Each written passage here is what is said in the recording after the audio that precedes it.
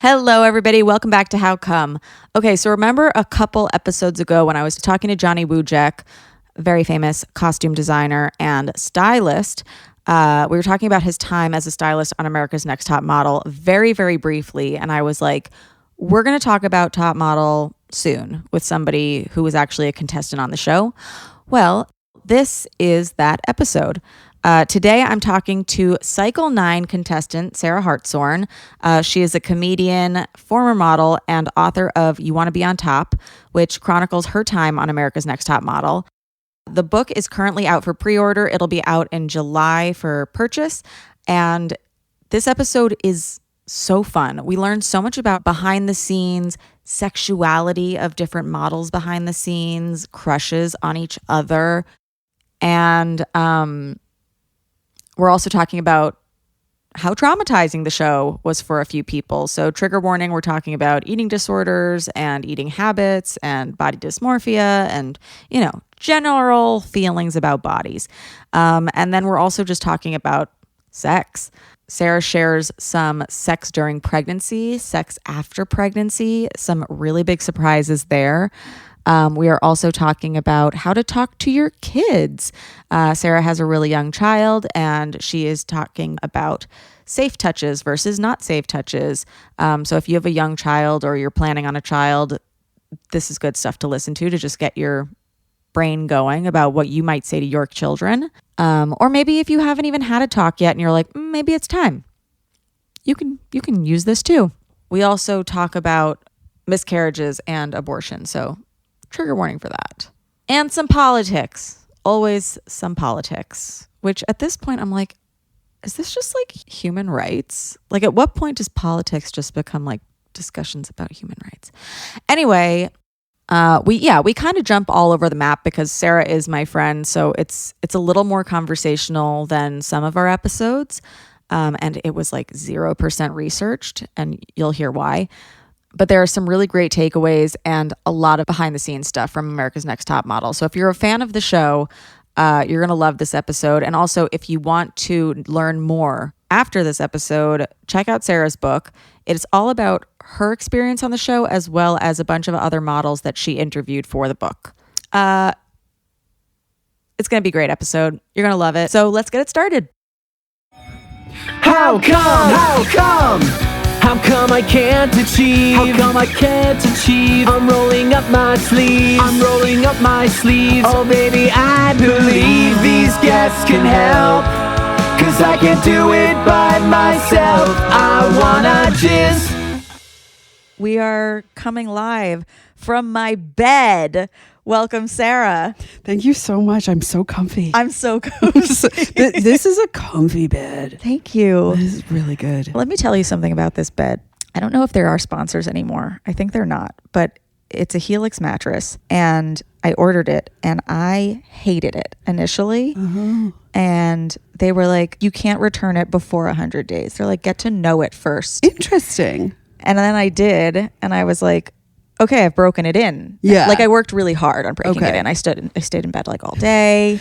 That was I really binged shows. You know, for the brand. For the brand deal, and, yeah. And just like, who wants to return a mattress? Yeah. But yeah, it ended up working out. I would have thought it would be the opposite. You have to return it within 100 days, but they want you they're like, to make like, sure. Yeah.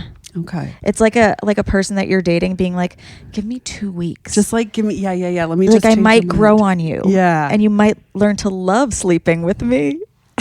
Listen, one of my last gay experiences is I had a threesome with a couple.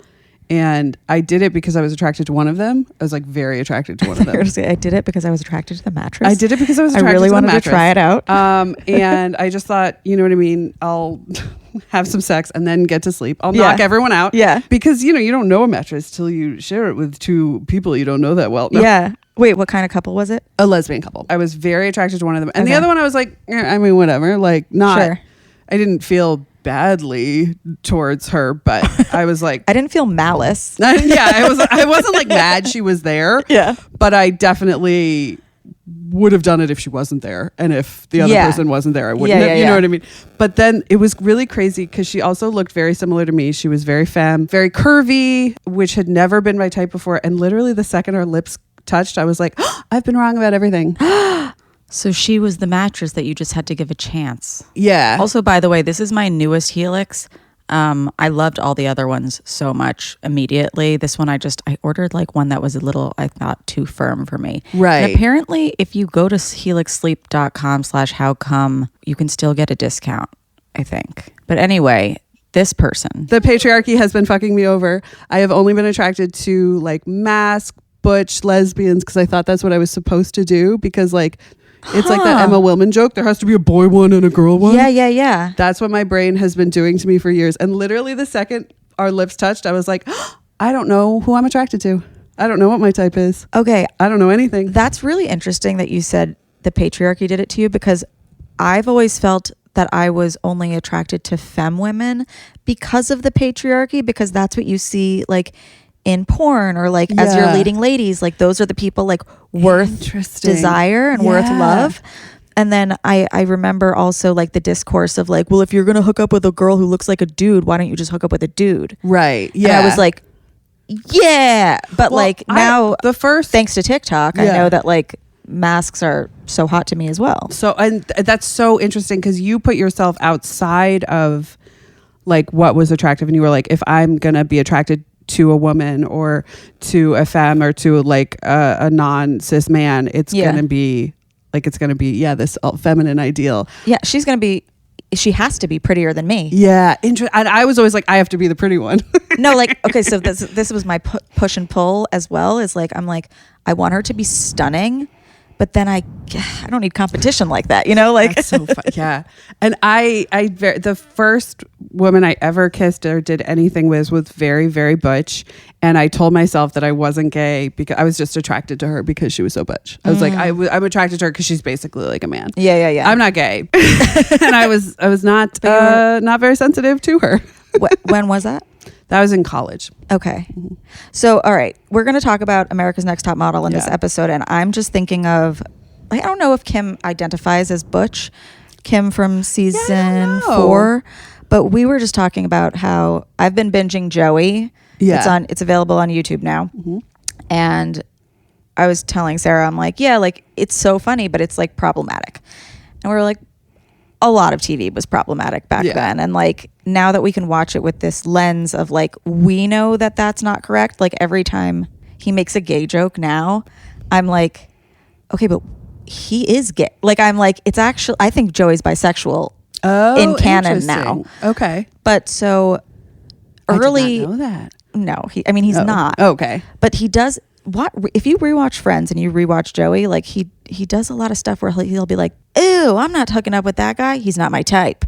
Or like, that's true. You know what? I do remember in rewatching it being like, "Wow, Joey's like very chill for a guy from I think Long Island." Like, yeah, he's pretty open minded. Yeah. All of this to say, I think Kim was season 4 of Top Model, and I remember the conversations around her and being a lesbian were like shit that you would never see now. Yeah. Like it was girls who were like, I can't share a house with a lesbian, and like I don't want to do scenes with a lesbian, and like, man, it's crazy because there so many girls were some type of queer on my cycle. Really? That it's crazy that they made that just 5 years earlier, the fact that one was gay was such a big deal. Okay, so I tried to watch your cycle before this, and guess what? It is not available on the internet. I think they're trying to scrub all of Top Model slowly, but in a way because people don't notice. Problematic things. Yeah, it's harder and harder to find. You can buy it on Prime. Yeah. I will not be doing that. Sorry. But I bought it on Prime. Okay. And I can no longer watch it. Really? I don't know why. It just doesn't work. It won't load. I've tried different computers, different browsers. That's so interesting. I had it purchased on like multiple platforms, and I had to get it on DVD. I had to buy it used on DVD to be able to watch it. That's really interesting. Well, yeah, so I'm like very ill prepared for this episode because of that. I haven't watched it since. Yeah. I watched it back in the day. None of the gay stuff made it to air, so don't worry. Oh. Not a lick. Me? Not a lick. I came out on the show. I realized what my orientation was on the show. No way. How old were you? 19. Okay. Yeah. And I talk about this in the book. Yeah. I was talking to Jenna, and I was talking about how Lisa had said that she was bisexual. like a couple days early. I was like, oh, did you hear that Lisa is bi? Wait, Lisa, not D'Amato. No, not D'Amato. Okay. Lisa Jackson was on my cycle, still a very successful model. Okay. And stunning. Yeah. Was the first to tell us that she was bisexual. And we had a conversation about it. And she actually had a huge crush on Celicia. Oh my God. Which I had forgotten until I talked to Ambrielle. She used to just like flirt with Celicia, and there was one time where someone asked her like, oh, did you give lap dances when you were a stripper? And she was like, oh yeah, let me show you. And she like gave oh my God, Celicia a lap dance. And I don't think anything happened, but they were very like flirty. But none of that aired. And then I was talking to Jenna and I was like, did you hear that Lisa's bi? And she was like, oh yeah, so am I. And I was like, no way. And I was trying to be so casual, and I was like, oh, cool, real quick, will you just like tell me everything about that? Yeah. Like, what is that? What does that entail? What's that like? And she was like, I don't know, I've dated women and I dated men. I was like, oh, cool, I'm bi too. Were you like pretty young for your season? No. We were like 18 to 21, and then a couple were older than that. Okay. But that's about the average age, is like 18 to Yeah, you're right. I remember watching 22. it being like, I'm fucking old. I can never model. Yeah. You're also 5'2". What do you do? What?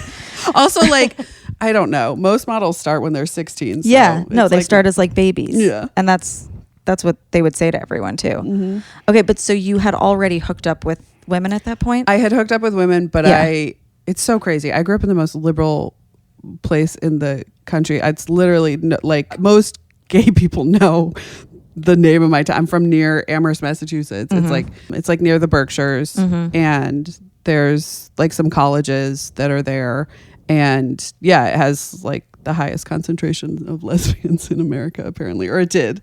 Liberal arts. Yeah. Smith College, UMass Amherst, Amherst College. It's the colleges that the characters of Scooby-Doo were based on. Fun fact. What? Yeah, I don't actually know if this is true, but the guy who came up with Scooby-Doo is from the area. This could also just be a TikTok that Sarah saw once. It wasn't a TikTok. It was a by mouth rumor in high school. It was rumor. Yeah. I did not learn it on the internet.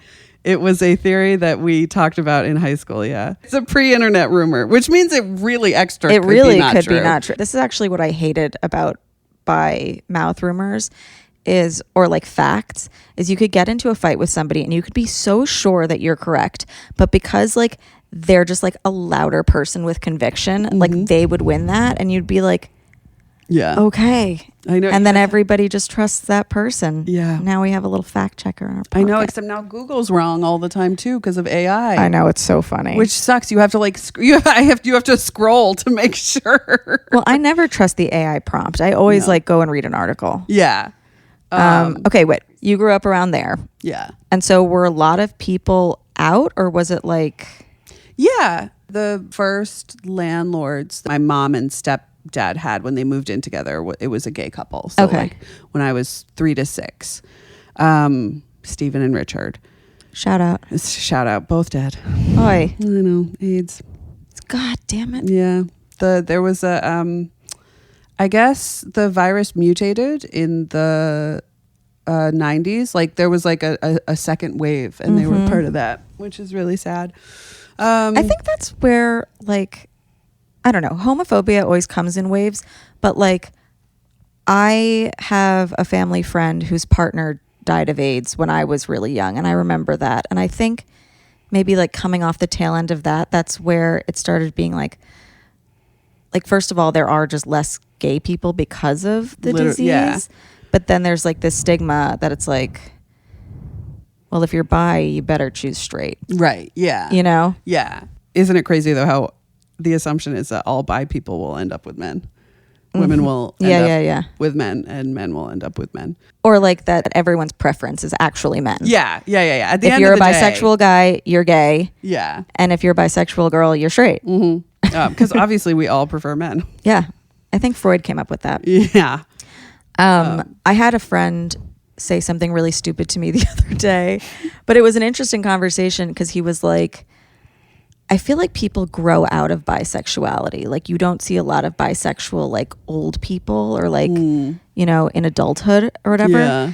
And I was like, no, what I think you're seeing is people getting married. Yeah. And so then it feels like they chose, like you're married to a man. From the outside, I think he would be like, she's not bisexual anymore. Like, right, she's straight now. She's married to a guy. She's got a baby. Yeah. It's Ben. Hi, I'm recording. Oh, okay. I'll talk to you later. Okay, bye. Hi, Ben. Bye, Ben. Bye-bye. Bye-bye. But yeah, I was like, I think that's what you're seeing is like people like choosing a person, not a gender. Yeah. And, you know, again, the patriarchy makes it so much easier to be in a straight relationship that, a lot of bisexual women do end up marrying men. I saw a TikTok today about this girl whose partner transitioned and is now a trans man.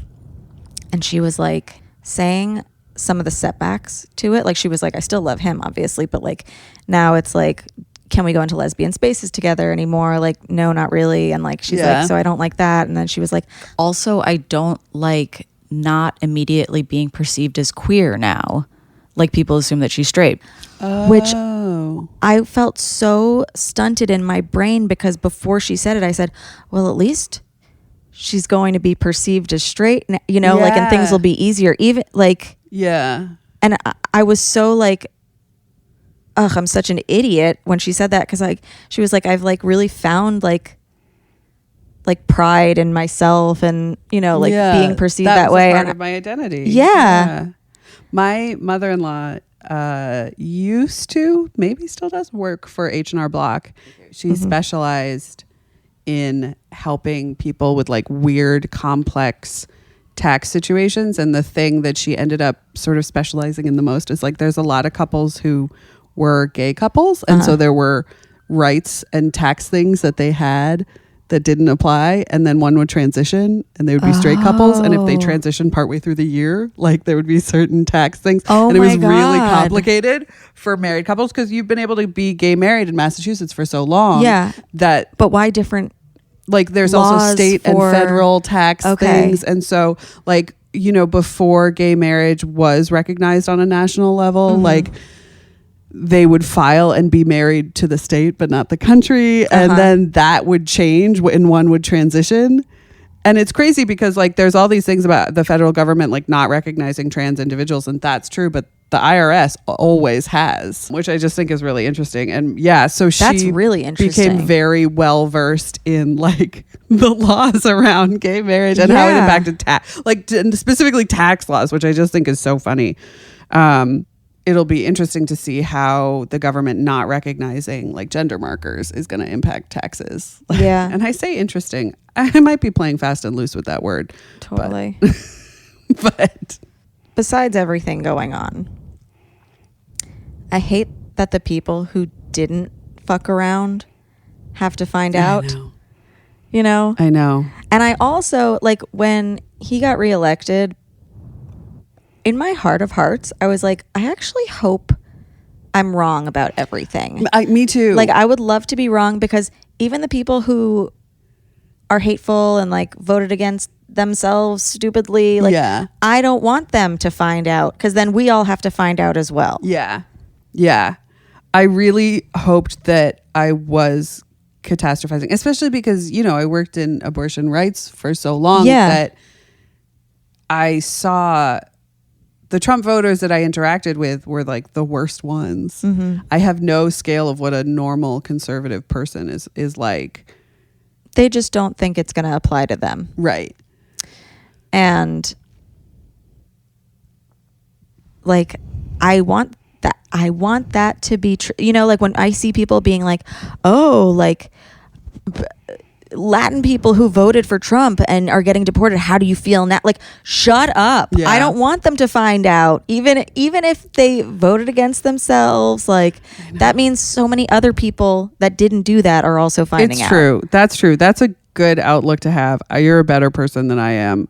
Part of me does want, if you voted, I want people to feel I was wrong. Yeah. But I don't want it to be so extreme you for don't their want them to lives. it's true. You don't want them to be in a friggin' I want prison them to in come South to America. me in my DMs and be like, you are so smart. I want them to have What a the dream. freedom to still DM Yeah. and use it to call me a genius. Yeah. That's a dream. Okay, wait. So let's get back to, because the book is out July 8th. But it is available for pre-order. Okay. Including the audiobook, which I just recorded. Amazing. And what inspired you to write it? I really want to say that I felt like it was a really important story that needed to be told, which is sort of true, but actually a literary agent slid into my DMs. Got it. And she was like, have you ever thought about writing a book? And I was like, no, never. But I do know what I would call it if I did. And she was like, so that means yes, Sarah. That means you have. And I was like, that's a great point. Yes, I have thought about it. And originally I was going to call the book I Came Here to Make Friends. And I really loved that. And I nixed it. You did nix it. And you were right. I've come around full circle. We had a great conversation. I felt much better. It's a great title, but it's not as good as the current. The current title is You Want to Be on Top. And that is unique to the show. And I think it's good. And I don't know. I was in a conservative place at the time. I was like, it's too sexual. Hilarious. Na, na, na. They're literally singing about vagina in the na na na I know. na na Yeah. punani. Yeah. Okay, but so they were like, you should, and you were like, I have enough stories. I didn't think I did. I was like, okay, well, I guess if I write a book, it'll have to be like about all of Top Model. I'm going to have to interview all these people. And that was originally the grand plan. And then more and more as I started writing the stories, I was like, oh shit, there's like a lot here. And then also I was like I remember I talked to Jenna. I called Jenna, who was on my cycle, Jenna Doucette. And I was like, I think I'm going to write a book about my experience. And she was like, that's great for you. The show was a little traumatizing for me. Like, it's a little, like, I don't know if I want to interview with you. And I was like, that's fair. And then I was like, that's so crazy that she was traumatized. Like, I wasn't traumatized. See, okay, I feel like you started writing it, and at the same time, I was seeing Lisa D'Amato's TikToks about how it was really traumatizing for her. Yeah. And I think there were a few other people who were speaking that way. But then anytime I talked to you about it, you were like, yeah, just because it wasn't like that for me, which is a really interesting position, especially given like people are like passing out like during judging panels and stuff. I and passed out during a panel. Like they had to, someone had to come catch me as I was falling. Like, you're not eating. You're being told that you're too thin as a plus sized model. Yeah. Like there was a lot of traumatizing I don't want to like be like, you should be traumatized. But but there's something. I didn't see it until and I that started. haircut, man. No, I'm just kidding. I really loved that haircut. I know you did. That's crazy. I know. It grew out very badly. And then I was like, oh, I see it now. But also someone was like, oh, it's the Karen haircut. And I was like, it's not the Karen haircut. And I went to Google images and I was like, Karen didn't exist yet. Karen didn't exist You're yet. the original Karen. I know. Yeah. You're John and Kate before Kate. I really was. I totally had it before Kate Gosselin. God damn it. I remember when I was watching it too, because I was still in that place of like, women need to be like hyper feminine, like long hair mermaid. And that's how like you came in. And I was like, wait, they just ruined one of my favorite girls. I was like, I can't root for this woman anymore. Yeah. Fair enough. Yeah. And then I went to agencies and they were like, we hate a your plus hair. size model can't have short hair. I wonder if that's still true. I should ask my friends who still model, like, do you think a girl could have plus short hair? Because at the time when I started, they were like, no, long hair only. Like, because especially if you're plus size, you have to be hyper feminine. Because like you can't be butch and fat. That's like rude. That's like too rude. You can't be weird and curvy. Yeah, that's too many things. Yeah, too many things. I'm thinking, I'm like assuming that it's changed, but as I'm thinking about all the plus size models, I know they do all have long hair. Yeah, I can't think of any with short hair, but I feel like the ones that I'm thinking of they're more known for their personality. Like they're not a model first. Yeah. I mean, I obviously am skewed because I know I was on boards with like all the, like when I look at a plus size catalog, I still to this day, I'm like, I know her. Amazing. More and more, it's not true. I went to like the last time I was at Target was a while ago, and I was like, oh my God, I don't know these girls. It's like when you go back to high school and you're like, I don't know anybody. Yeah. But wait, so were you always wanting to model? No. Okay. No, never. It had never occurred to me. And I say just that scouted one. I mean, or it what occurred happened? to. I mean, I feel like it occurs to every teenage girl, and I think I had like mono or something, and I got really skinny for a while when I was 14, and I was like, maybe I could model, and then all the weight came back. So now you can model. So now I could. No, a friend of mine talked me into it. And was like, you should totally do it. And I was like, I'm not a size 2. Like, I can't be a model. And he was like, no, I think on the show they would, because sometimes they're not. And sometimes there's like plus size girls, or you'd be some weird. Yeah, you weren't like, the first one. Yeah. And so I went and I tried out and made it on the first time, which is crazy because there were a lot of girls in line who were like, oh, this is my 6th, 7th time trying out. And it's such a crapshoot. But yeah, then I made it on the show and then into the house. And so I definitely dedicated the book to him because I was like, that's so nice. Yeah. And were you, I don't think it is offensive, but I remember back in the day, my oldest brother told me that I could be a plus size model, and I took it as the biggest insult in the entire world. Yeah. Were you ever like feeling that way, or you were just like, oh, model, beautiful, like vocally, if you asked me, I would say plus size is not an insult. Yeah. And people say, oh, you don't look plus size, like it's a compliment. Right. And I would say, oh, I don't like that. Like plus size isn't an insult. That was what my higher self, that was what I knew I was supposed to think. Yeah. I fully had an eating disorder, and I loved that people said I didn't look plus size. And I had such crazy body dysmorphia that every time I would see pictures of myself after the show, I like on every shoot, every time I saw the photos, I was like devastated. Really? Yes, because I hated how I looked, and I wanted to be a straight size model. And which like that's okay, like it was very of the time. Yeah. And that's why those episodes are getting scrubbed, because of how they spoke to those girls and like basically were like, you should starve yourself. And like I mean, I think a lot of us got eating disorders just from watching the show. I can't imagine actually being. Yeah. And it was like, the way I describe it in the book is like, I had body dysmorphia that was like a cat, like wanting to like knock things off the shelf. Like it was really close before I was on the show. And then the show that was the cat like knocking it off and being like, yep, fuck it, let's go. Like 9 more cats jumped on the table and like pushed the cat as well. Pushed the cat as well. It's all on the floor. Yeah, it's all broke.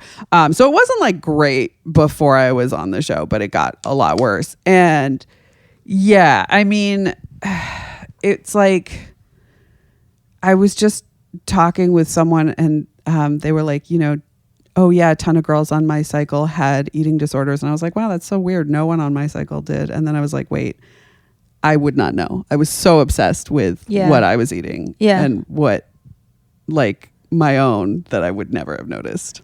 I didn't have the mental capacity to. Yeah. But it is weird. Like I did escape some of that body criticism because I was plus size. Like a lot of the girls, they'd be like, oh, like your thighs are too big or whatever. Like, you need, and that they didn't do that to me because it was like, well, you have to maintain weight. Yeah. Yeah. Did your perception of your body ever get in the way of connecting with it like sexually or connecting with other people sexually? Not really. Okay. Because I always liked to be desired, and if I could be desired, that would sort of drown out The noise. And it's been interesting in getting older, and not that my husband doesn't desire me. He does, and he thinks I'm super sexy, and he's very good about that. But it is interesting to just like, that's been one thing that I've been realizing is like, oh, it's what does sex look like when I'm not trying to be the sexiest person in the world? Mm-hmm. Like if I'm just trying to like feel nice, like feel the physical sensations and not like need to be like, being desired is still great. And I obviously that's still like an important part of a relationship and a sexual relationship. But it has been nice to be like, what if I just fantasize about like feeling good? Yeah. Like, what does that look like? This is not the same, but somebody sent me these cards. It's called Asking for Myself Couples Edition, and it's got, you know, all these conversation prompts. Yeah. And the categories are pleasure between us, relationships between us, and self. And I don't remember what the prompt was, but it led Ben and I to this conversation where I was like, it's so funny because I don't know that there's a thing I could do that would make you unattracted to me at this point. Like, I've done all of the stuff in front of him. I've tweezed in front of him. Like, I mean, I haven't shit in front of him, but like, I'm sure if I, you know, like I've gotten sick. Yeah. I shat into a towel by accident at his parents' house because I had norovirus. Oh no. And he helped me put it in the in the wash. Wow. So his mom wouldn't know about it. You know, like I've done you're past all the things that I said I would never do in front of a man. Yep. The silly dancing around the room, like completely naked, like contorting your body, your butt to look really small. Yeah. Sticking it in and to make it look like his dad's butt. Like he's seen it. He's seen everything, and he's still like so down. And so all that being said, I was like, it's crazy because now I'm more focused on looking hot for me for the first time in my life. Yeah. Which it's not, I know that we're not supposed to like strive to be different than what we are. Yeah. However, it's okay to want to look hot for yourself. Yeah. You know, like for a long time I was like, I'm not allowed to shave my armpits because that's bad. Yeah. Like that's for someone else. And it's like, okay, but what if I like what it looks like? Yeah. You know, like it's less, how are other people going to perceive this and how do I feel about it? Like genuinely feel about it. Yeah. There's a really good and I am less self-conscious when it does grow out because I'm like, who cares? Who cares? It's allowed. Yeah. It's allowed. It's allowed. When you're doing it for yourself, it's just a nice thing. It never has to be like stressful. The Body Is Not an Apology is a great book about this. And the author talks a lot about like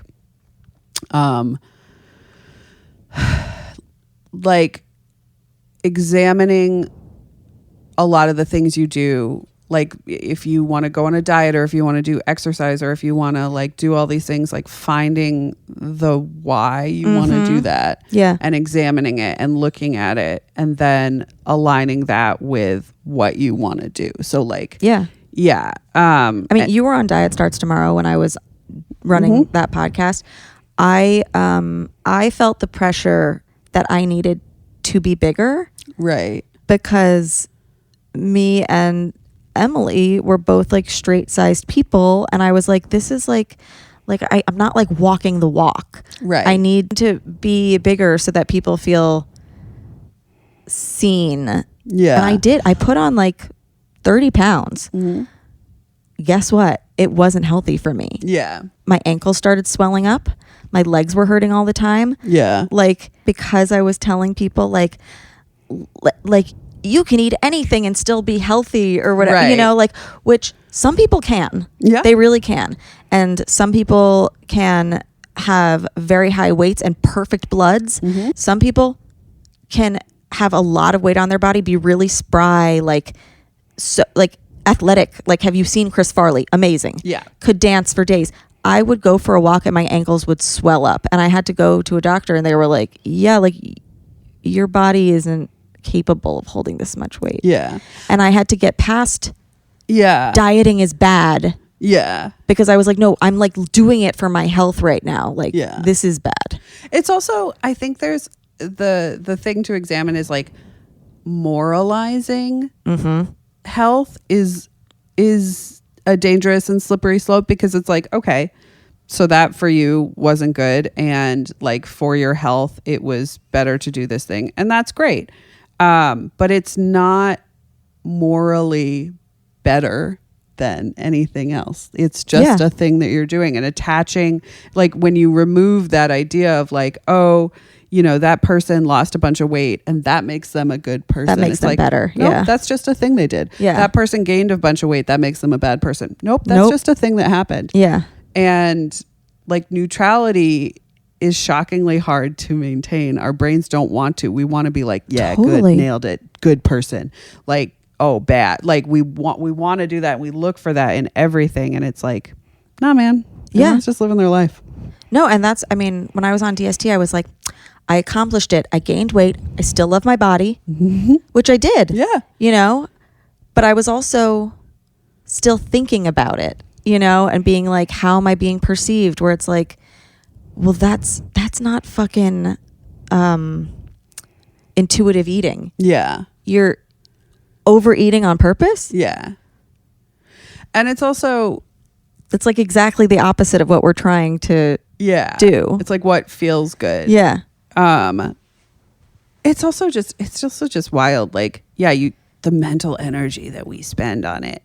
Like, and I still struggle, and like, obviously I still have bad days, bad weeks, but same. It is wild how much time has been freed up by not obsessing about how I look and how much I weigh. Like, that's the biggest, when people ask me like, what's the biggest benefit of doing that work? And like doing intuitive eating and like radical acceptance, I'm like, and body neutrality, like what are the benefits? I'm like, you just have more time, man. You have more time to think about other shit. Literally. Like I raised a baby and wrote a whole ass book, and I don't think I could have done that if I had been obsessing about my body. I used to, and I still believe this, that like an eating disorder, like it can be calculable by many things, but a lot of it is how much time is spent thinking about what you have eaten or what you didn't eat or whatever. And like growing up for me, it was like 8 hours a day. Yeah. And then trying to gain the weight, guess what? Yeah.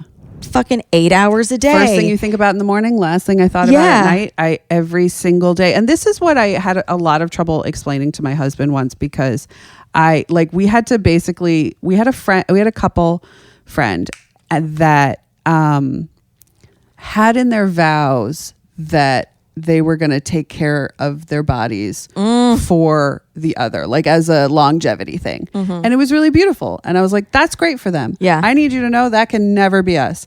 And I had to have a rule where I was like, you don't comment on what I eat ever. And he was like, that's not fair. You can't have this whole thing that's like not available for me to comment. And I was like, look, I'm going to try to explain to you the context, but I need you to know you're never going to be able to fully understand the amount of time and energy that I was spending thinking about food. Every single bite that I took for 20 years had 6 thoughts. Do you understand that? Like, is this bad? Is this good? Am I allowed? Is like every single bite. And that's not true for you. And so you can't understand it. Totally. And so you can't comment on it. Yeah. And until you're like, healed, it's not even worth bringing up. Yeah. It is not where, like, the devastation that you would impart by saying like every time you comment on my food, it fucks me up so badly. I do not think that it's worth it for whatever you're trying to accomplish. I had an ex like this, and you know, I'm going to lump my parents in too. Sorry guys, but whatever. Anytime any of them would be like, well, we just want you to eat this way for your health, I'd be like, then you wouldn't comment on my looks as well. Right. Because that's they were moralizing. They were like, if it was only, Remy, you are laying in your bed so much. Get up. Yeah. You know, I'd be like, okay, fair. But since it was combined with well, my parents didn't say this, but my ex did. Your arms really are big for your body. Then when you try to tell me, well, you just need to stay healthy because I'm like, no, you want me smaller. You want to talk about size? I'm sorry. A man initiating a conversation about size is so wild because it's like you just have an insult right there. Like you can just be like, oh, is it small for my body? Are we talking about things that are small for my body? He didn't really initiate it. I was being like, my arms. And he would be like, facts. Yeah. Whereas now I go, my arms. And Ben goes, I love your arms. Don't talk about them like that. Yeah. Okay, so you get on the show. Yeah. How many episodes were you on? I was the 7th to get eliminated, but I was on I think 9 episodes because they have the first episode, ones. And then also they had a couple behind the scenes episodes, maybe 9 or 10. Actually, now that I think about it, because even after I got eliminated, there was another behind the scenes episode, and I was in that one. But you don't stay for longer. That's just editing from prior footage. Well, no, you do actually. You stay in the house. You don't see the girls, but they kept us in a hotel for like random periods of time. Okay. Some of us were there I was there for 2 weeks in a hotel after I got eliminated. Some of us were there. Some of the girls were there for like almost 2 months. It's like Ponderosa for Survivor. Brielle was only there for a day. Okay. She was my roommate for a day. Okay.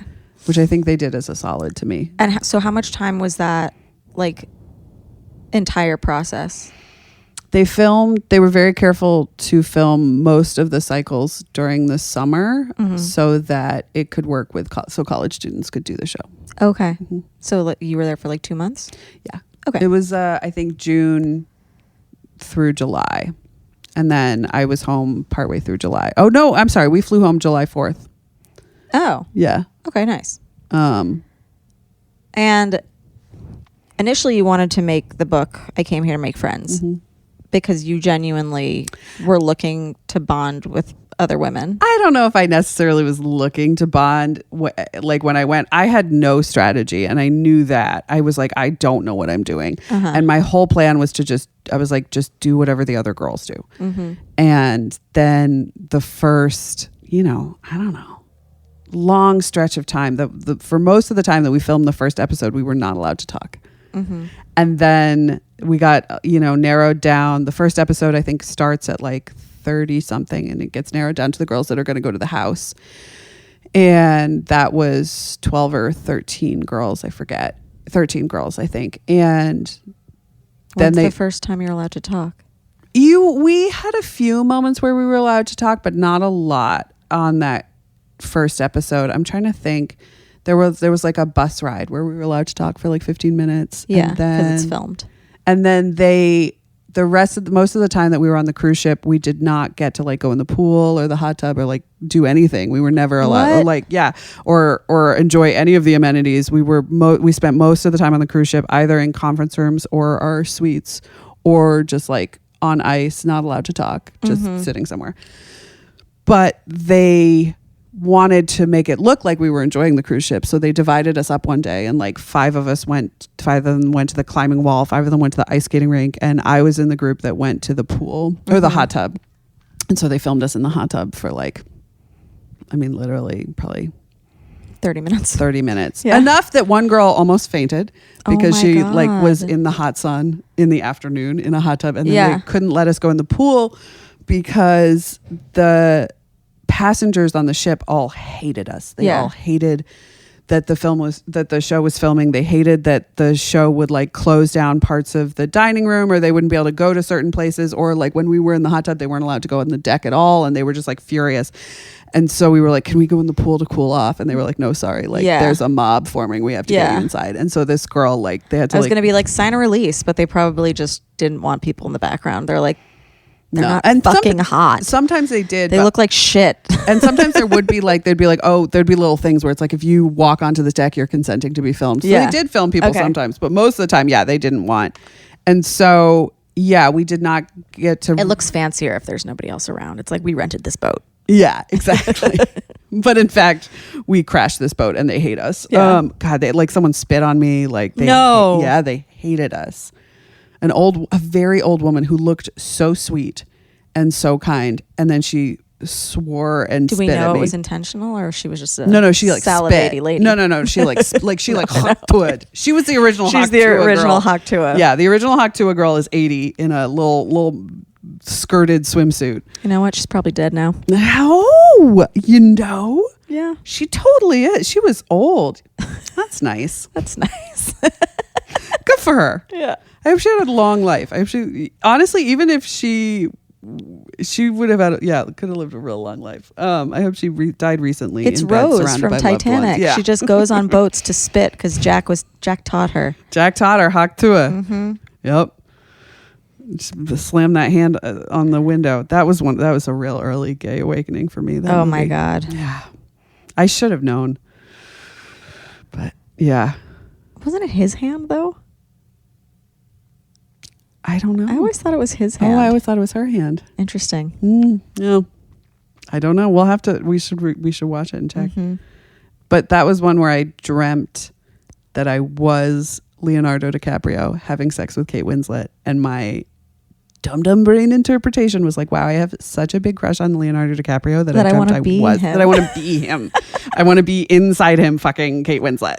Wait, so did you masturbate as a kid? Do you remember like Yeah. your first orgasm? I don't remember the first. Okay. But I remember doing it when I was like 9. Okay. And my mom explaining that that's private. And me being like, all right. Was it a nice that's private, or was it like She was nice about it. She Okay. did a good job. Yeah. do you have okay, I know we're jumping around a lot, but somebody asked me this the other day because they are about to have a kid, and they were like, I just don't know like how I'm gonna raise them like surrounding sexuality or whatever. And I was like, oh my God, I know how I'm gonna raise my non-existent and not planned children about sexuality. Do you, like, your daughter's almost 3. Mm-hmm. Have you started having those conversations? Yeah, we've had to have a few conversations. We're very big on anatomical terms. We say vulva, we say anus. She's obsessed with butts right now. It's very cute. She just like, every time she's like, booty. Mm-hmm. Every time she gets in the bath, or if I get in the bath with her, booty. And she's like, yeah, so we're doing the anatomical terms thing. At some point we are probably going to have to talk about masturbation because, I don't know, like, if she'll start or when she'll start or whatever, but she is like very aware of her body. And, Somehow your mom knew it was going down. I was not subtle. Okay. Yeah. And so, yeah, we'll have the You conversation. were doing it in front of her? Yeah. Because I didn't know. With your hand? Or Yeah. were you doing the leg squeezes? No, I was doing it with my hand. Okay. Yeah. I know. I never did the leg squeezes. Okay. They don't it's rare. They don't really work. Yeah. Yeah. Yeah. A lot of she people just- do like the heel. Yeah. Sitting on I your did do heel. that. I did that. Okay. But you were also like, I'm going to fully Just fully. Yeah. diddle myself in front of you. Okay. Because I was like young. Yeah. And I didn't know what it was or that it was bad. So I do think I'll teach her about sex younger than I learned, because I was like 9 and I had no idea that Yeah. sex even exists. Or like, so I think like, and also, yeah, just being very honest with her and answering her questions, I think, is my strategy. What's your strategy? For my non-existent kids that I may never have is, well, of course, I'm going to explain to them, these are your parts. Yeah. They're private. Obviously, mommy and daddy see them sometimes because we have to change you and help you get dressed and, and wipe you and stuff. However, you really should be the only one with your hands on your parts. And you're allowed to touch them like they're yours, but don't do it in front of other people because, like the parts themselves, they're private. Yeah. So feel free to go to town. If you have any questions about that, come to us. If anybody ever touches your parts, you should tell us. Yeah. Don't touch anybody else's parts, because they're private for them as well. Yeah. unfortunately, my non-existent children won't be able to play doctor. Yeah, she's very into doctor, but she has not connected that to privates. But I also have guilt because I'm like, did we sexually assault each other? I don't want that. Yeah. She's very into doctor, but she hasn't connected that to privates. We have had to say like butts are private and we don't touch them because in addition to being obsessed with booty, she likes to like smack them. I drew smiley faces on my sister's butt cheeks and my cousin's butt cheeks. And that's amazing. I thought it was like the funniest thing ever. That and is so my funny. aunt was like horrified. And I felt like a pedophile junior. Like I was like... Yeah, it's so hard to like because it's so easy to shame people no matter what your tone is around this stuff. And so, just keeping it so lighthearted and so casual. I do think I've also, our big thing is that like we tell her that our number one job is to keep her safe.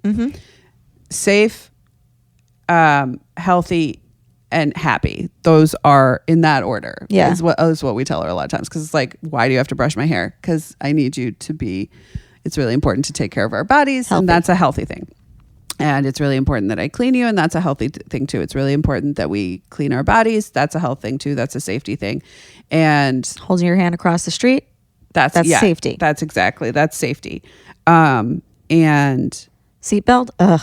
Safety. She's obsessed with seatbelts right now, which is that's amazing. good. I don't know how long it's going to last. I hated them so much that when my mom would be like, put it on, I'd click it in and then I'd cough really loud and unclick it. She probably knew. If you coughed every time, she probably knew. Yeah. Or I'd be like, funny joke, Charlotte. That's so funny. It is wild. Like, it can't be tamed. Sometimes where you're just like, oh, I don't want to have this fight. And like, obviously, I put her in the car seat and I do it right every time. But there is part of you that's like, oh, what if I didn't? You know what I mean? And then you're like, oh, then I don't want to. That's not a risk I'm willing to take. But like sometimes you're just like, oh man, that fight. I don't want to do it. Like, and seatbelts are a great example where you're just like, fuck, it's gonna be a fight. Yeah. But I'm also trying to teach her that like her mouth and ears are private and those are for hers too. Ooh. Because I saw a TikTok that said that that's a thing and you should like that people are putting dicks in people's ears? No, just that like anywhere where you would be uncomfortable that a stranger was touching your kid, like you want to kind of stress that that's like just for you. Yeah. And so she was like, I teach my kids that their ears and their mouth are like that's private. And also don't put your hand in other people's ears and mouth. And so it just plays into that. So we're doing that. And we're also very honest that she was in my belly, and so we're sort of leading the way there. We're like, babies are in bellies and they come out of vulvas, and I'm trying to be comfortable with the term vulva. I really wish we could do vagina, but we're being anatomically correct. I still do vagina sometimes. Yeah. I say vulva on this podcast, but it's sometimes you want to say vagina. I know. And I get that the vagina is the whole car and the vulva is the doors or whatever. I don't know. I have better metaphor than that. The vulva is the whole car. Oh, the vulva is the whole car? Yeah, the vulva is the whole thing. I thought vagina was the whole thing. What's vagina? Vagina is the whole. Vagina is just the whole? It's just the whole. I thought vagina was like tipped to like uterus. No. I mean cervix. No, I'm sorry. I thought vagina went to the cervix. No. Oh, vulva is the whole thing. Yeah. This thing. I thought vulva was just the outer. No, that's labia, right? Yeah. Right. Minora majora. Then you got the mons. Right. Mons pubis. Yeah. Yeah. You know what's wild? Childbirth like rocked my shit, obviously. Really? As it does. In bad ways, but also in one very weird good way. So I used to be a only doorknob person. Okay. Like the rest of the house didn't really matter to me. An outside man. An outside man, yes. Yeah. And apparently this happens sometimes where birth activates all the nerve endings in your vaginal canal. Whoa. And so like the first time I had sex after having a baby, I was like, is this what people are talking about? Oh my God. Is this what people who come during sex are talking about? Wait, I want to get pregnant. No, it does not happen to a lot of, it's not normal. Most people's first time is not pleasant. Okay. And because I was like nervous. I was like, man, the first time, but also I'm like, was kind of horny, and it's like a nice connection. And so I was like, all right, I want to have like when I got the all clear. Normally I have to wait 6 weeks, but I got the all clear after 1 month, and I was like, all right, I want to do it. Like I want to after try a it. vaginal birth. Mm-hmm. See, that's where you can use vaginal. There, Because yeah, it's the right, because it's the whole canal. Now vaginal canal makes a lot more sense. Yeah.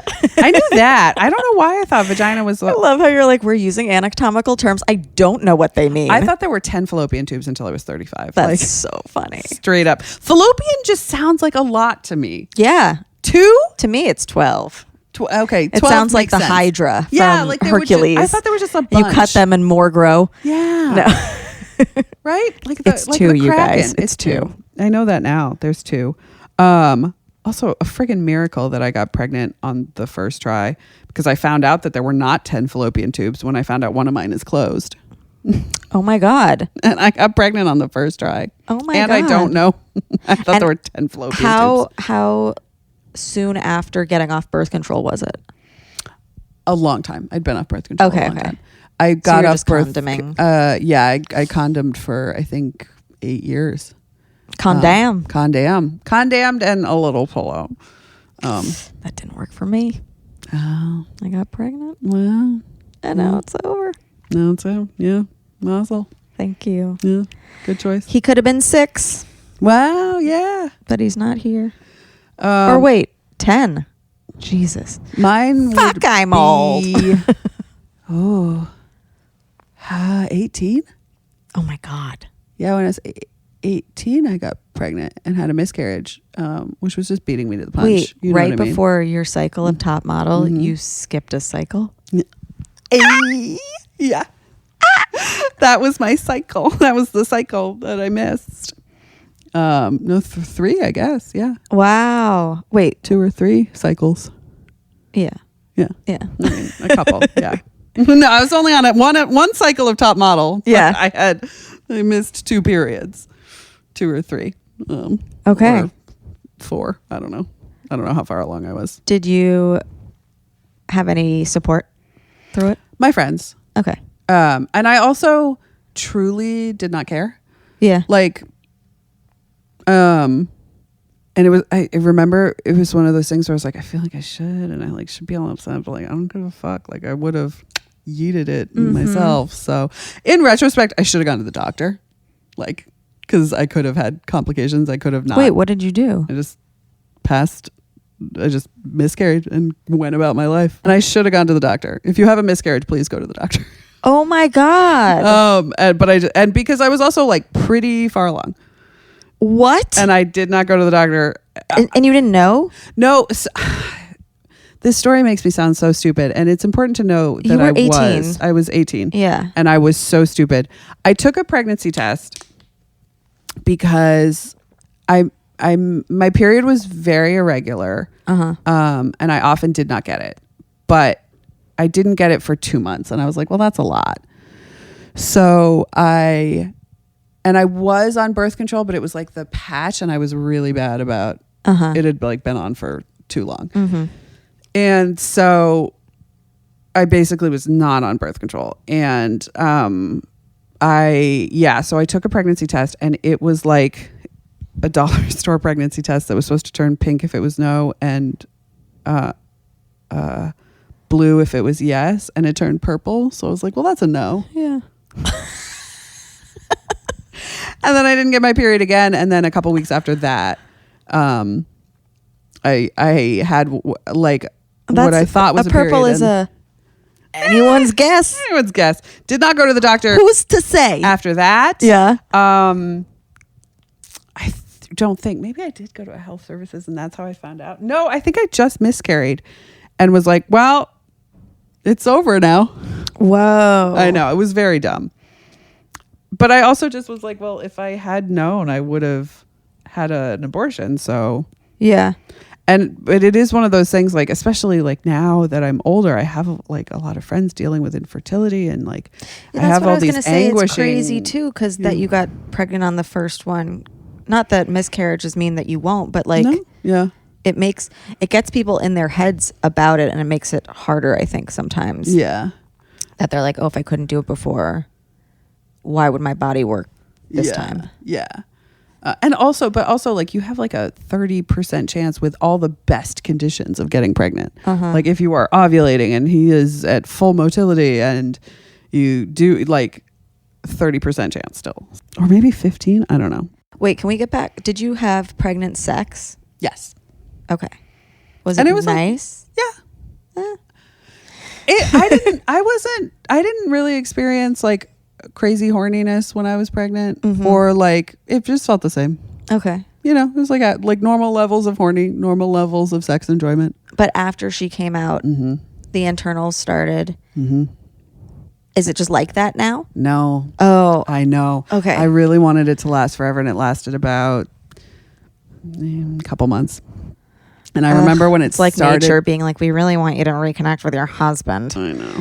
And then it like, I could feel it starting to fade. And I was like, no, come back. Don't. And then I was like, well, all right. I mean, you know, we had a lot of years of practice. Like we know how to get me off, you know, it's fine. But I just was like, it was just so easy. Yeah. And there were so many things where I was like, I literally thought everyone was lying about liking doggy style. I was like, there's no way. It just, see, I like it and I can't come from penetration at all. No, it just feels like the dick is in my mouth. I mean, I guess with a smaller dick, maybe it would be more feasible, but It's not small. it's not small. No.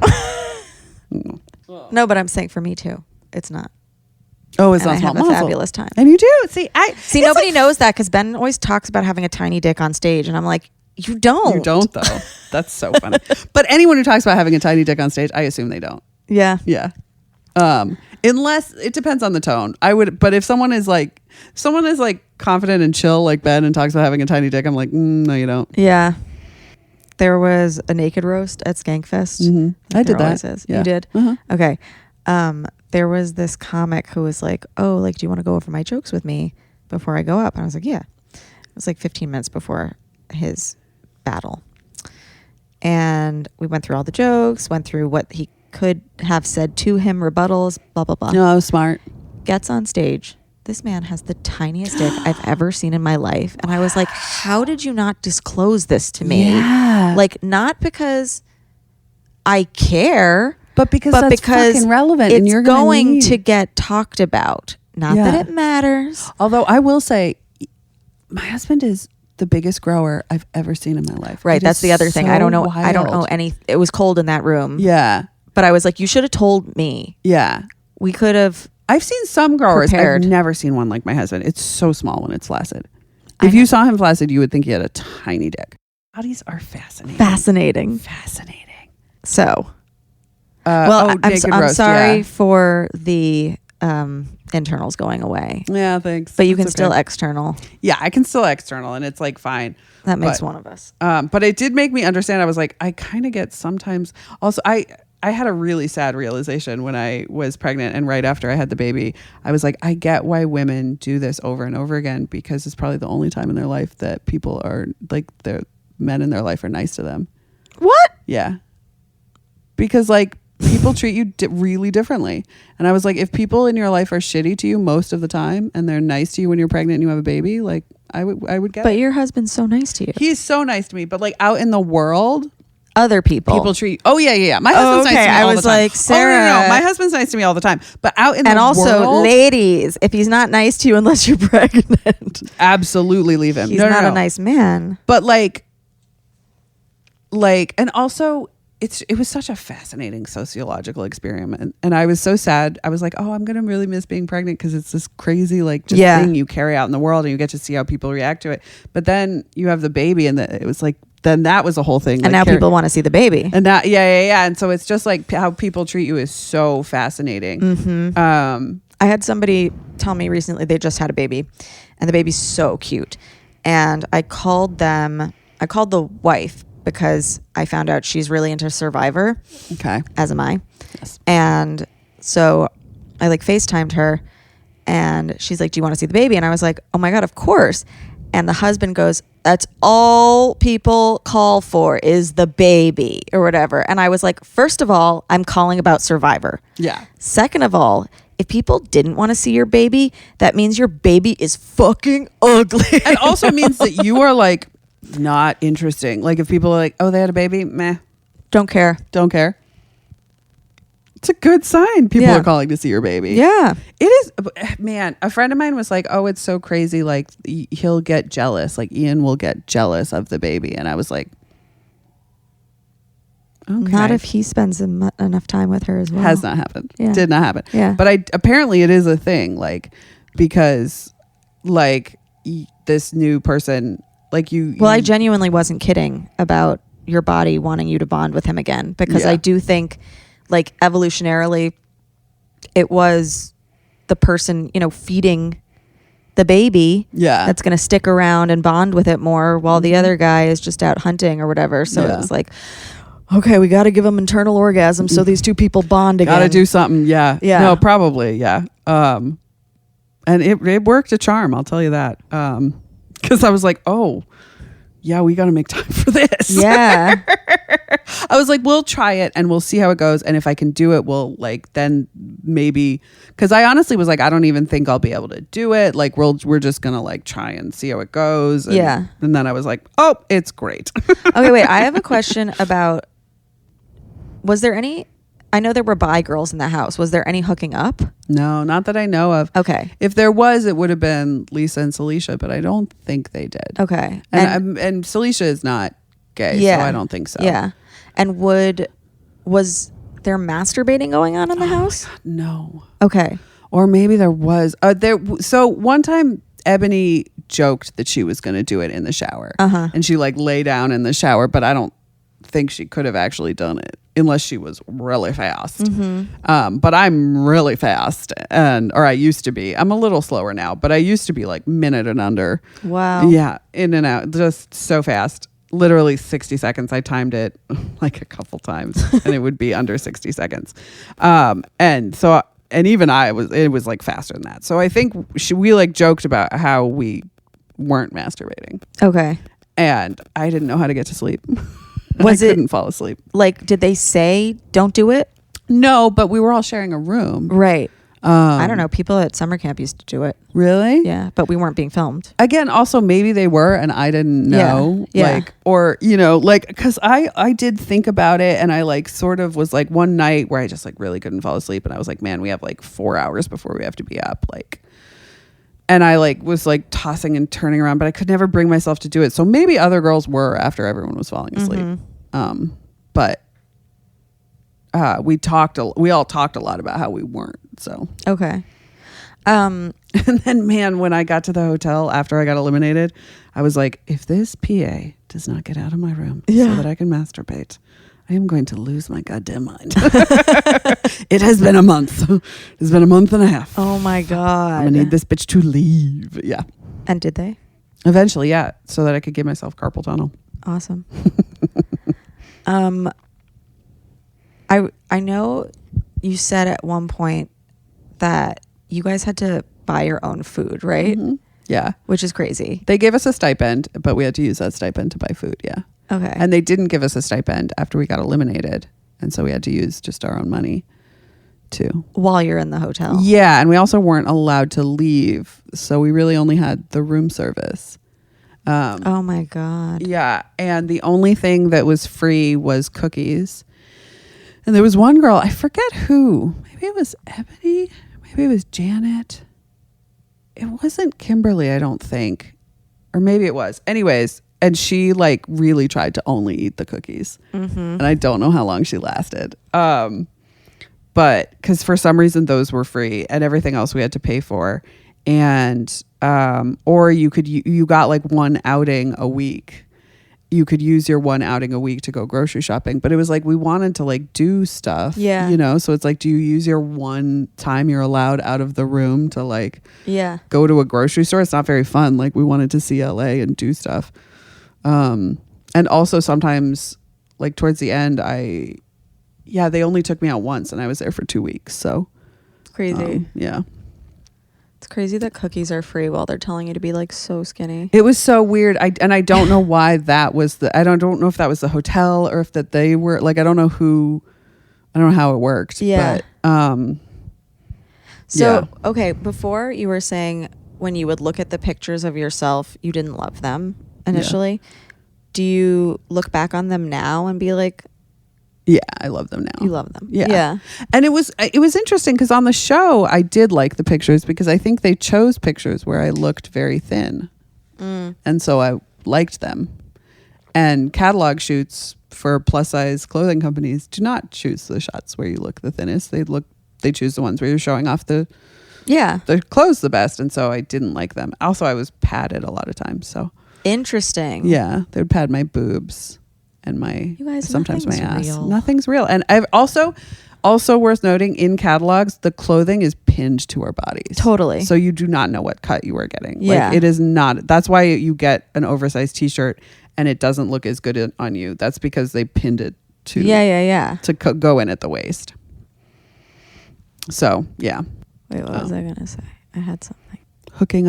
No hooking up in the house. No hooking up in the house. That I know of. I do think that Jenna had a little crush on me and I didn't understand it. And I feel a little dumb now in retrospect. I remember watching the show and in an interview, she was like, yeah, Sarah's really cute. And I was like, why would she say I'm cute and not pretty? Why would she say that about me? And then I went to LA once and she was like, yeah, you should like spend the night at my house. And I was like, okay. Didn't occur to me. She was like, wow, you look really pretty with your lipstick. Didn't occur to me. I don't know. Maybe I'm wrong. Maybe she was just being nice and friendly. Yeah. That's what I thought at the time. But in retrospect, I'm like, I wonder. But you spoke to her for the book. Yeah. I talk to her semi-regularly. We text pretty regularly. And you and your husband were open for quite some time. Mm-hmm. But that's not true anymore? Not really, no. Okay. So Jenna won't be getting another type of call? No. After this realization? No. We might open again, but we're not open now. I say that I'm like, if you want to, you can go. Like, I'm not closing the door for you. I'm closing the door for me. And he's like, young child. I would rather, at this point, I'm like, I would rather like learn chemistry. You're doing that? You're learning chemistry? Yeah, I never took in high school. If I had the time to go pursue a relationship, I would rather like learn a life skill, learn another language, learn something. I don't know that I've ever used chemistry, but it was fun.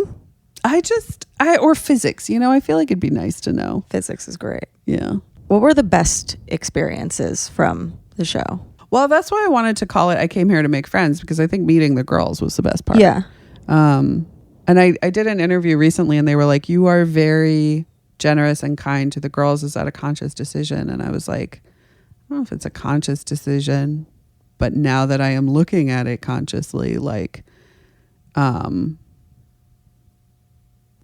were the only people who knew what I was going through and what was happening. And also, like, looking back, so many of them were so far ahead of me. Like, Jenna knew that it was traumatizing. Mm-hmm. Victoria in the moment knew it was fucking absurd. And there's so many moments where I remember she was like, this is fucking insane. And she was like looking around and I remember being like, she's right, this is fucking insane.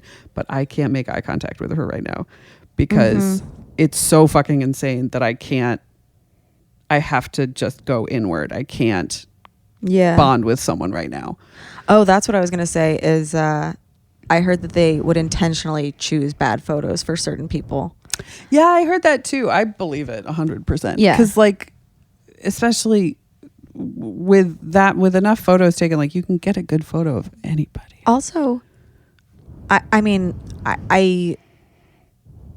don't know how many girls worked after the show, but it really felt like it was not the road to a very successful modeling career. It like hindered a lot of people's careers that had been doing stuff before. Yeah. And also like they were making a TV show, like they turned models into reality show characters. Yeah.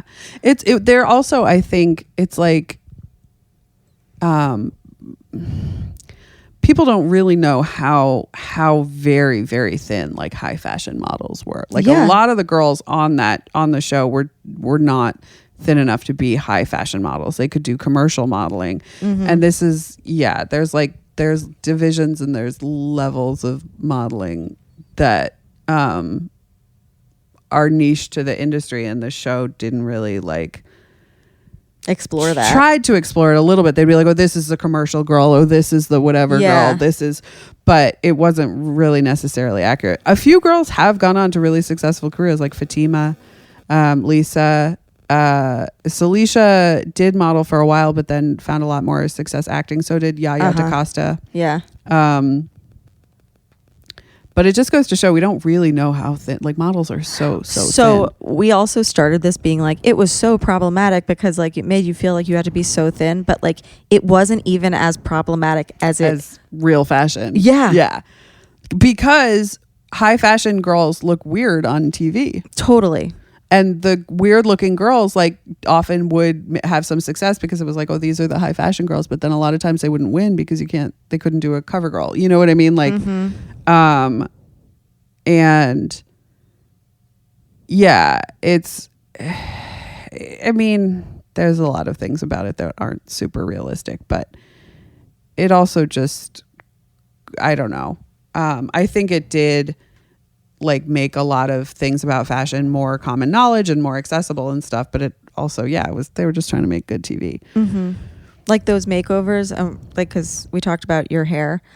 I think a lot of them, they wanted people to like break down and be like, this is how it is in the industry. And like, no, like Molly, remember that fucking the weave they stapled to her head and she looked ridiculous and she was uncomfortable and like, is she the one that had to get antibiotics? They gave someone a weave that gave someone an infection and they had to go on. They got like a staph infection. That girl, I can't remember her name. She was in a really early season and they dyed her hair like platinum and she was in so much pain and then she developed a staph infection. But it was like they wanted to capture these moments of people breaking down and then so they could be like, this is like the fashion world. Like they do actually. When you sign, it depends. If it depends, like they do. When you sign with an agency, you have like a little consultation about your look, and a lot of times they do send you to a salon where you get you get a big discount, and also the option for the agency to pay for it and take it out of your future checks. Oh. And like I signed with an agent. And she was known to make over girls to have her hair. She would give everyone, it became known as like the Susan. Okay. And it was a shoulder length her blonde own bob. Hair? Her own hair. She had a shoulder length blonde bob and she'd be like, you know what I think you should do? I think you should cut your hair. I think it should be about to your shoulders and we should go blonde. And thank God That's like Tyra wanted to always do. Mia Farrow, Rosemary's Baby. And never did. Never accomplished. Never once did they get that cut. Never once did they get actual platinum. It was always brassy. Okay, so you had the Susan. I did have the Susan, but I had been modeling for long enough and I had recently switched to this agency. So I had clients who were like, no, dye it back. Okay. So, which I did. And yeah, but a lot of like, you do get a little consult. And then also like they tell you like, oh, you should do ballet, you should meditate, like whatever. They give you like a lot of like life advice when you sign with an agency. My agent Susan was like, you have a very frenetic energy. You need to do some grounding exercises before you go into a casting. Okay. And I was like, that's fair enough. You're like, I think I'm going to do stand up instead. I think I'm just going to leave. So I think they were trying to make you cry with your haircut. For sure. Okay. Constantly. Because I did cry because I cried like my first week. And so I think they were like, we can get her. Yeah. But what they didn't understand is it was just weird and unpredictable. And I was like, you know what I mean? They were like, they were like, yeah, she's got homeschool long hair. Chop it off. I was like, free haircut. That's awesome. And then they were like, you're a trash bag, Sarah. How does that feel? And I was like, so fun. Fine. It did not occur to me to be I was too stupid to insult. But that's kind of good. Yeah. Like sticks and stones, but like I'm too dumb to realize I'm in pain. And like, yeah. And then I got eliminated and cried a lot. I know. I was just so tired. Yeah. I think I was just tired, honestly. That was always my first thought. Like I remember when they picked me to be in the house and I was like, I cannot wait to sleep. Yeah. I was like, I'm so excited for a nap.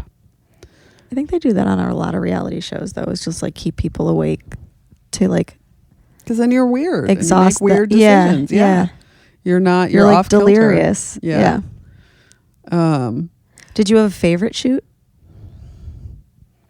Yeah, I think the flower. We did a shoot where we were all different flowers and plants, and I was Ivy. Ooh. They just cut my hair, and they put it in like 20s style finger curls. Every shoot I've done that's 20s style, it makes me so happy.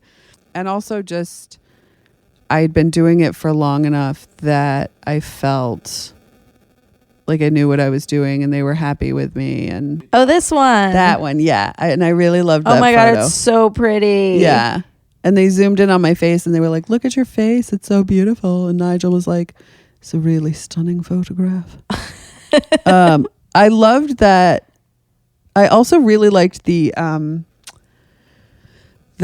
shoot they did after the makeovers that like was not judged, but they used it for promo photos because we were just wrapped in these ribbons. Yeah, that. This one? Yeah. Yeah. And I loved how they came out. I loved how I looked. I felt really, really confident. And then in the interview afterwards, they just kept asking me like if I was embarrassed to be like so fat and to have been wearing that. And was I afraid that my haircut was going to make me look like a fat man? And Oh my God. you know, was I afraid that, you know, maybe I would look like Butch? Was I afraid that I would look fat? And it was just like, oh, cool. I'm going to absolutely crumble. Yeah. Like I just was like, I felt really good. And thank you for wrecking that. The power of suggestion. Pin by pin, just Terrible. yeah. And then the stylists that were not on camera a lot, but sometimes like they were like, you know, mostly behind the scenes were named Masha and Anda. And they were terrifying and chic and I couldn't tell them apart. Great. Mm-hmm. They were really great. They were really good at their jobs too and working in just the most stressful conditions. What is the number one reason why you think people should read this book? Ooh, that's a good question. I mean, if you like Top Model, you should read the book. I interviewed like an executive producer. I interviewed some crew members. And I think, yeah, if you like Top Model, you should read the book. If you like reality TV, you should read the book. But the biggest thing I think is that if you would like what I hope is compelling evidence for why reality TV contestants should be paid for their labor, you should read the book. Yeah. Whether you think that's true or not, I would say. A lot of them are now. Yeah, a lot of them are now. The stipends are much more generous. Like I talked to someone from The Circle. But like all the housewives are paid. And you're saying like competition. Yeah. Yeah. They should be paid for their labor. They should. If you're working a 16-hour day, it's a lot easier to do if you're getting paid. And you're taking time off from from work, your job. Maybe you're still paying rent. Like I remember being like, okay, I don't have to pay rent. I can figure this out. I can just stay with my mom when I get back. But like I was so broke. It financially wrecked me. Yeah. And it's crazy because then you like land and you're like, okay, I'm going to start this career. I'm going to be a model.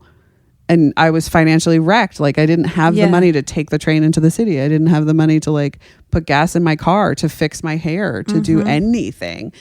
And you're a public figure now. And you're a public figure. And there's So this it's expectation that you can do those things. And you need protection. Like, especially like if you're like a young girl who like people have seen now half naked and like people are creeping on and like maybe you have a fucking stalker or whatever, like you want to be able to like have something that's going to put like a barrier between you and them. And I will say like I had fully neutral experiences with the shrinks that work for the show. I mean, I talked to Kimberly Lehmans and she was like, I told them that I was not okay. And they just hung up. Whoa. Like after I got eliminated, they were like, are you okay? And I said no. And there was no follow-up. There was no help. And they basically put me in solitary confinement. That's what she said? With a roommate. Yeah. Oh my God. In a hotel for almost 2 months. See, they don't do that anymore because I was about to go on a reality show like, I don't know, a year and a half ago or something. and they gave us these like psych evaluations. And the second they sent it to me, I go, I can't do this show. Like, I didn't even look at the test. I just knew I'm not in a really good place mentally right now. Good for you. So I called the producer and I was like, listen, I hope everybody else, it was one of those things where like you sign up like as a group. Yeah. I said, I hope everybody else is still able to do this if I'm not, but I don't think I can see myself on TV right now. Like, something bad might happen. And I started like crying and she was like, oh my God, it's fine. Like, you don't need to do this. And yes, everybody else can still do it without you. Yeah.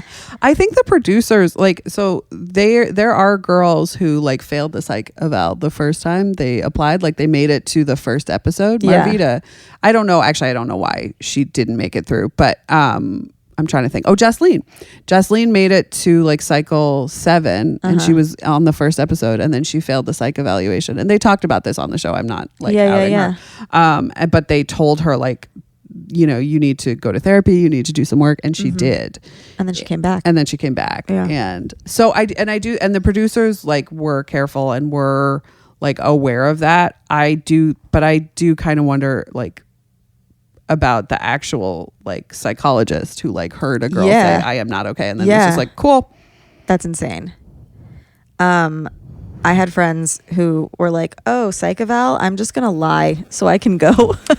Yeah, I mean, I will say the process, it was a lot more intense than I thought. It's not just fill in the blank where you can lie. Then you have to sit in a room. We had to sit in a room for like an hour. And then we did it again. I think there were 2 sessions with 2 different doctors. So, I mean, you could, but there's a good chance you would sit with someone who would know you were lying and would make a note of it. Totally. You know, like, or who like, would look at your results and talk to you. Like, it's a very intense process. Well, much more about this in the book. We mostly spent this talking about sex and sexy things, which is great because this is the place to do that. Sarah, where can everybody find the book? You want to be on top.com. Cannot believe that was available. Amazing. I know. You want to be on top.com, or you can just find me, sarahbhartshorne.com, and also Sarah B. Hartshorne on all platforms except TikTok, where I think it's Sarah Hartshorne. But if you search for Sarah B. Hartshorne, I come up. Don't worry about it. Yeah. I have to ask one more question. Okay. I have to ask everybody after a sexual experience, which this has been. Yeah. Sarah Hartshorne, did you finish? I think I did. Yeah. Okay, great. Yeah. Thank you so much for coming. I see what you did there. Yeah. I finished too. And so no, I really didn't. Honestly, if you have to ask, I could keep going and going and going. That's the thing. I could definitely keep going. But yeah, so maybe for a later date. But until then, I can't wait to read the book. Thank you. I hope everybody should have else brought a copy. That would have been thoughtful. You know what? I'll see you another time. I'll see you soon. Yeah. I'll just give it to you then. But yeah, you guys, thank you for listening to How Come. If you want to follow me, Remy Casimir, the podcast is How Come Podcast. If you want to listen to this episode unedited, go to patreon.com/howcome. We have there's some good moments. There are some things edited out. Yeah. And yeah, we love you. I love you. I love you. Okay, bye. Bye. It's not you, it's me. I try so hard to finish honestly. They say you'll know when you go all the way from A right down to O. Oh no, I think that I still got a ways to go. Oh, I'm sick of this and I have got to know. How come? How come I can't achieve? How come I can't achieve? I'm rolling up my sleeves. Oh baby, I believe these guests can help. 'Cause I can't do it by myself. I wanna jizz. Okay, I have 2 things to say for this Marvel section. The first thing is, let me please reiterate, gaining weight for me was bad. It is not bad for everyone. Also, it may be entirely unrelatable, but I was literally very insecure about the optics of a body positivity podcast being run by 2 very thin people. Even though I wasn't even very thin at the time. Like, straight-sized people. Anyway, we're moving on. The second thing I want to talk about is I was thinking about the psych evaluations from Sarah's show, but also from the reality show I mentioned, which I don't think I've ever told you guys about. I was like very close to being on Vanderpump Villa, which I'm happy I didn't do still. However, I remember a bunch of girls were like, okay, so on the questionnaire, it's like, are you going to kill yourself? And like, are you depressed? And like, blah, blah, blah. And like, everybody knew how to answer those questions correctly. Like, they also had Zoom interviews with a psych person the same way that Sarah was talking about for Top Model.